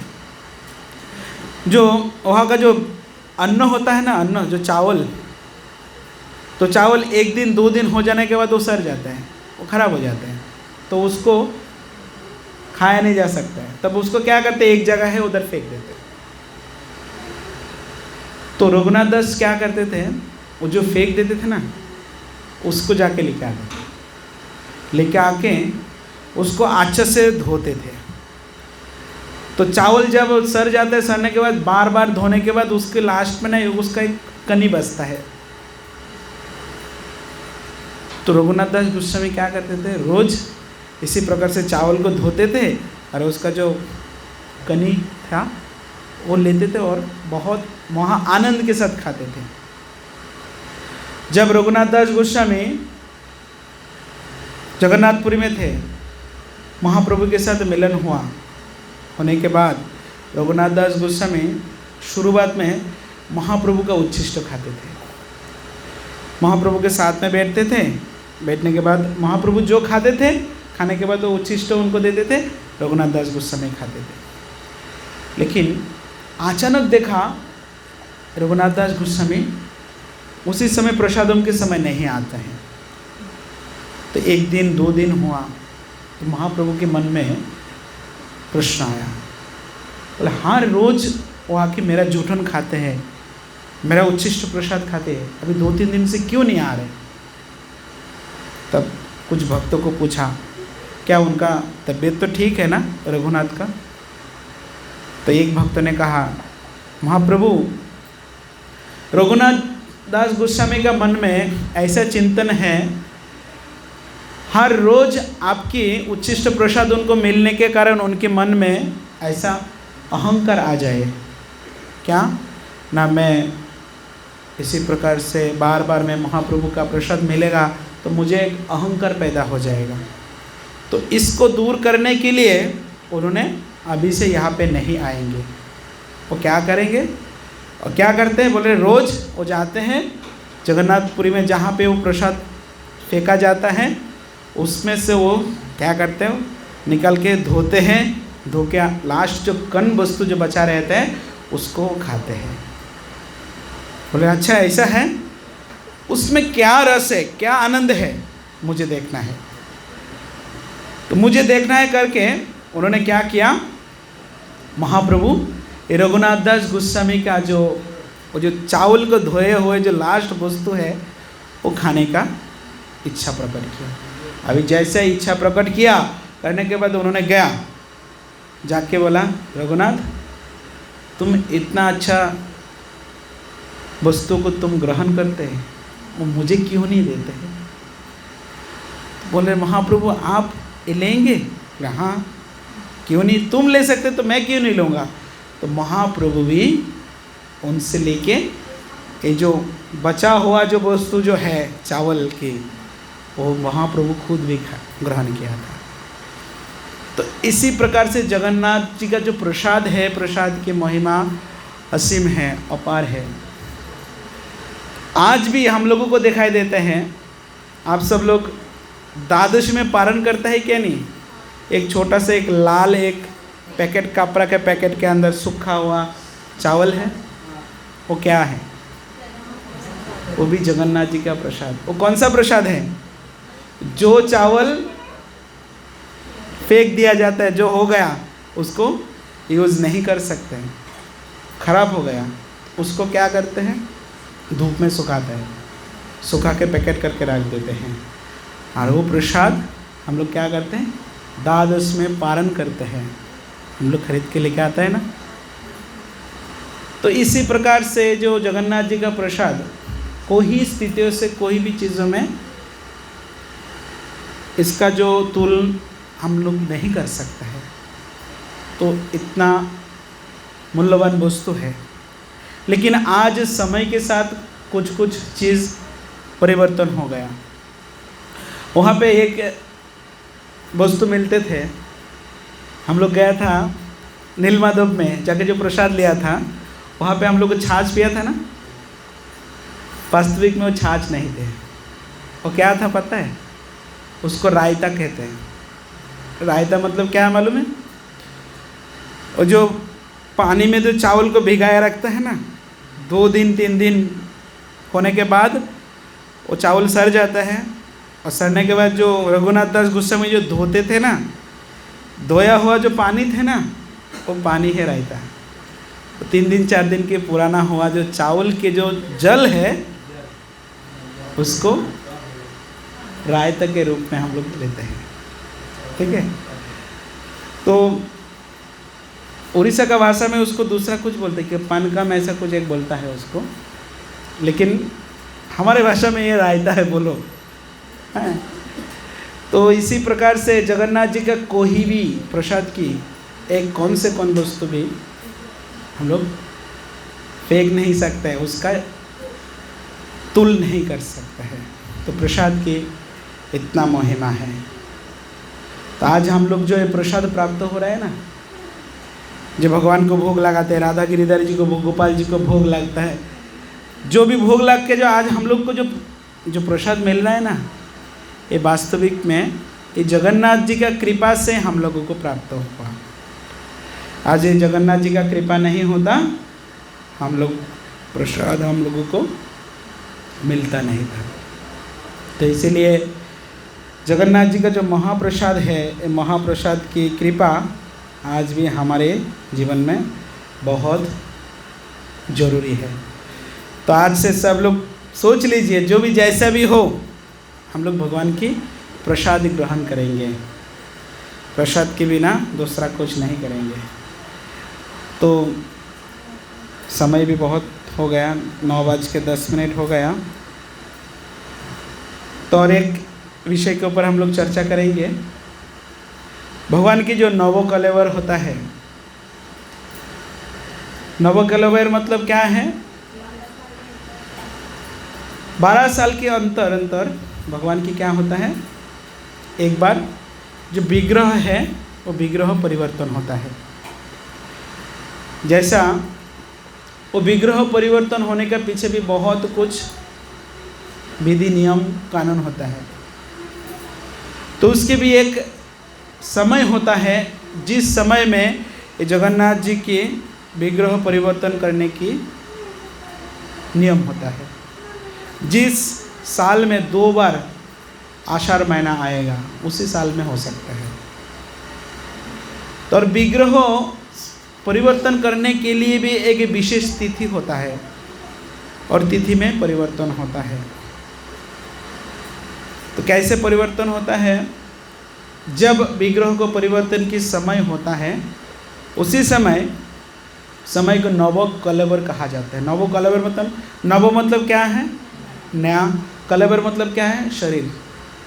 भगवान जगन्नाथ जी का नया शरीर मिलता है। कैसे? जगन्नाथ जी का जो पुजारी जो होता है वो पुजारी जाके क्या करते हैं, उसी समय बिमला देवी के पास प्रार्थना करते हैं, बहुत अच्छी तरीके से पूजा करते हैं। और पूजा करने के बाद आज भी ऐसा ही घटना होता है। पूजा करने के बाद जगन्नाथ जी उनको सपने में आके, जगन्नाथ जी ने, बिमला देवी उनको सपने में आते हैं, आके कहते हैं अब उसी दिशा में जाओ, उस दिशा में जाओ, इस दिशा में जाओ। जाने के बाद तुमको क्या मिलेगा? दारू ब्रह्म मिलेगा, वृक्ष मिलेगा। वो वृक्ष को लेके आओ, फिर आगे जाके तुमको उसमें विग्रह बनाओ, फिर भगवान के स्थापन करो। और जिस प्रकार से जिस दिशा में कहता है उसी दिशा में जाने के बाद ही उनको वृक्ष मिलता है। वो भी वृक्ष का भी बहुत सारा क्वालिटी होता है। उसमें उसके वृक्ष के नीचे सांप रहेगा और वृक्ष के ऊपर कोई पक्षी नहीं बैठेगा। वृक्ष में तो हमेशा पक्षी बैठते हैं। वो वृक्ष ऐसा वृक्ष होगा जिसमें पक्षी भी नहीं बैठता है। और जहाँ पे वो वृक्ष होगा, वृक्ष के आजू बाजू में कुछ किलोमीटर के अंदर एक शमशान होगा जहाँ पे मुर्दा को जलाया जाता है। तो इसी प्रकार से बहुत सारा लक्षण होता है। तो इस लक्षण जब दिखाई देते हैं तब जाके वो वृक्ष को लेके आते हैं, फिर उसमें भगवान की विग्रह का निर्माण होता है। और निर्माण होने के बाद क्या करते हैं, कोई कहते हैं भगवान की जो हृदय मतलब अंदर का जो क्या बोलते हैं उसको, हार्ट को ट्रांसफ़र किया जाता है। लेकिन वास्तविक में ये क्या चीज़ है आज भी कोई नहीं कह सकता है, लेकिन होता है। क्या करते हैं, जब नूतन विग्रह निर्माण हो जाता है और पुरातन जो विग्रह है, दोनों विग्रह को ठीक ऐसा सामने सामने रखते हैं। और उसमें सबसे वरिष्ठ जो पंडा होता है, जिनकी उम्र 60 साल के 60 साल के ऊपर हो जाता है और बहुत प्रवीण है, ऐसा पंडा क्या करते हैं, उनको हाथ में कपड़ा बांध देते हैं और उनको आँखें को बांध देते हैं और उनको कहा जाता है आप पुराना विग्रह के हृदय का जो हार्ट है उसको निकल के इसमें डालो। क्योंकि जगन्नाथ जी का जो मंदिर है, मंदिर का जो विग्रह है, उनके विग्रह के जो ये जो नाभि का देश है वहाँ पे एक बहुत बड़ा छिद्र होता है जो हमारे विग्रह में नहीं है। तो छिद्र से क्या करते हैं, उनका पुराना विग्रह से निकाल के नया विग्रह में डालते हैं। इसी प्रकार से तीनों विग्रहों की एक को ट्रांसफ़र करता है। लेकिन करने के बाद वो व्यक्ति 3 दिन के अंदर व्यक्ति का मृत्यु हो जाता है। और 3 दिन के बाद मृत्यु होने के बाद कहा जाता है वो व्यक्ति भगवान साक्षात उनको लेके जाता है भगवत धाम में। और अभी पुराना विग्रह से जो नया विग्रह में तो डाल दिया, अभी पुराना विग्रह करे क्या, तो दारू ब्रह्म से बना हुआ है। तो विग्रह को क्या करते हैं, जब जगन्नाथ मंदिर की एक दरवाज़ा है, उसके बाजू में एक कोहिली वैकुंठ करके एक क्या है, गार्डन है। तो वो गार्डन के अंदर एक ये जो रूम है इतना बड़ा ही होगा, इतना बड़ा ही एक जगह है जहाँ पे उनको क्या किया जाता है, मिट्टी के नीचे बहुत बड़ा खड्डा करते हैं, खड्डा करके उसमें वहाँ समाधि किया जाता है। लेकिन एक आश्चर्यजनक चीज़ होता है, ये तो लकड़े है ना, दारू ब्रह्म मतलब वृक्ष है, तो कोई वृक्ष 12 साल में कोई लकड़े मिट्टी का नीचे रख दिया, क्या 12 साल में वो कुछ भी नहीं रहते? ऐसा होता है? ऐसा होता है? लकड़े का कुछ ना कुछ टुकड़ा कुछ ना कुछ मिलता है। लेकिन आश्चर्यजनक बात क्या है, उस स्थान में आज से जब से जगन्नाथ मंदिर का स्थापन हुआ है, जब से इसी प्रकार से नवकलेवर होता है, जितना बार हुआ उतना बार वहाँ पे वही स्थान में रखा गया है। लेकिन आज भी वो स्थान में जो पिछले का पुराना जो कुछ बचा हुआ कुछ चीज़, एक भी बूंद कुछ भी नहीं मिलता है। तो जगन्नाथ जी का इसी प्रकार से अलौकिक लीला विलास होता है। तो इसी प्रकार से कोहिली वैकुंठ का वहाँ पे उसको कहते हैं कोहिली वैकुंठ। तो कोहिली वैकुंठ में भगवान को समाधि किया जाता है। और वहाँ का विधिक सिस्टम क्या होता है, आज भी वो सिस्टम है। वहाँ पे प्रत्येक हर साल में जैसा पुत्र हो के पिता का श्राद्ध किया करता है क्या नहीं, तो इसी प्रकार से वहाँ का पांडा लोग वहाँ पे मिट्टी से गोपाल जी बनाता है, गोपाल विग्रह के माध्यम से उनका श्राद्ध किया करते हैं, आज भी करते हैं। तो ये सब भक्तों की लीला विलास, इसी प्रकार से भगवान के साथ लीला विलास संबंध होता है। तो इसी प्रकार से हम लोग जगन्नाथ जी के बारे में हम लोग चर्चा करेंगे, वर्णन करेंगे। अभी भी बहुत कुछ है, बहुत सारा विशाल है। तो जब तक हमारा रथ यात्रा नहीं आ रहा है तब तक हम लोग जगन्नाथ जी के बारे में और भी चर्चा करेंगे और भी सुनेंगे। तो आज हम लोग यहाँ पे समाप्त करेंगे। हरे कृष्णा कृष्णा कृष्णा हरे हरे, हरे राम राम राम। नेक्स्ट वीक में मैं नहीं हूँ, तो आप सब लोग आने का है। कथा चालू रहेगा। हिज ग्रेस तपोवन प्रभु इसके आगे का जो लीला है उनके बारे में आप सबको श्रवण कराएंगे। लेकिन कोई भी भक्त ऐसा नहीं जो प्रभु जी नहीं है तो नहीं आना है, ऐसा नहीं, आप सभी को आना है। मैं ज़रूर आप लोगों को ऑनलाइन में दर्शन ज़रूर करूँगा। मैं आजकल हमारे ये जो काउंसलिंग क्लास होता है सब कुछ ऑनलाइन में सब जा रहे हैं। ये जो जगन्नाथ जी का जो कथा हो रहा है ना, आप लोग ऑनलाइन में सुन सकते हैं। सब ऑनलाइन में अपना यूट्यूब में चैनल है IOIF मेरा रोड ऑफिशियल करके, तो उसमें आप जाएंगे तो सब क्लास आपको मिलेगा, कीर्तन सब इसी प्रकार से सब कुछ मिलेगा। तो आप लोग ऑनलाइन में भी इसका लाभ उठा सकते हैं। और जिन जिन भक्तों अभी तक ये ऑनलाइन में नहीं, आप लोगों को पता नहीं है, पता कीजिए और उसमें जुड़ जाइए, उसमें भी आप लोग भाग ले सकते हैं। हरे कृष्णा कृष्णा कृष्णा हरे हरे, हरे राम राम राम। जय श्रील प्रभुपाद की जय। गौर प्रेमानंदे हरि हरि। सब लोग बैठिए, अभी भी कुछ कार्यक्रम है। तो आज एक बहुत सुंदर ये है, हमारे प्रिय भक्त है जो हमारे काउंसलिंग में जुड़ा है, जिनका नाम नम्रता माता जी।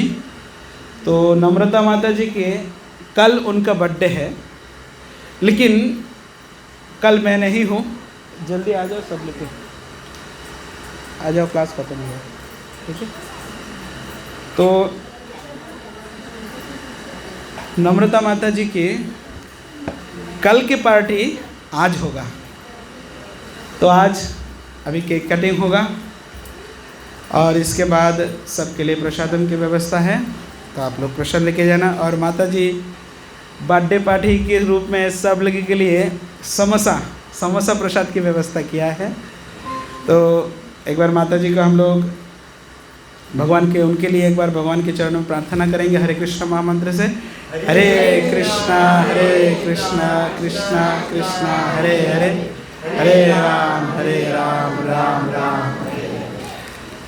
और हरे कृष्णा कृष्णा कृष्णा कृष्णा हरे राम। देखिए बर्थडे किसका है, गिफ्ट मिल रहा है किसको? माता जी का बर्थडे, मुझे गिफ्ट मिल रहे हैं। क्यों? आप लोग सुनना चाहेंगे गिफ्ट क्या है? ये है हमारे संगमिता माता जी, उनका बेटी अच्छा ड्राइंग करते हैं, ड्राइंग। तो इन्होंने मेरे एक फ़ोटो से एक बहुत सुंदर ड्राइंग किया। तो बहुत बहुत धन्यवाद माता जी को। इसी प्रकार से उनका जो विशेष कला है उसमें प्रस्तुत किया है। तो हम आशा करेंगे इसी प्रकार से इनका जो कला है भगवान की सेवा में लागे, और भगवान की सेवा के लिए उन्होंने ये कला को करे। तो एक बार माता जी के लिए एक बार जोर से हरे कृष्णा महामंत्र उच्चारण करेंगे। हरे कृष्णा कृष्णा कृष्णा हरे हरे राम राम राम हरे। जय श्रील प्रभुपाद की। तो सभी भक्तगण थोड़ा सा खड़ा हो जाइए और अभी केक कटिंग होगा। तो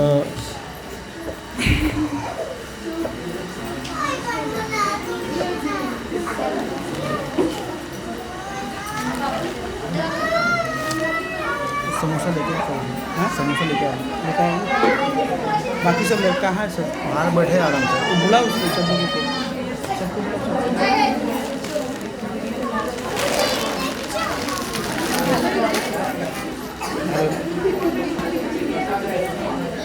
मानते हुए हाथेर कला আছে ভালো। हरे कृष्णा। ये आराम से कैमरा को बंद करो। अरे बोल, सबको बुलाओ ना।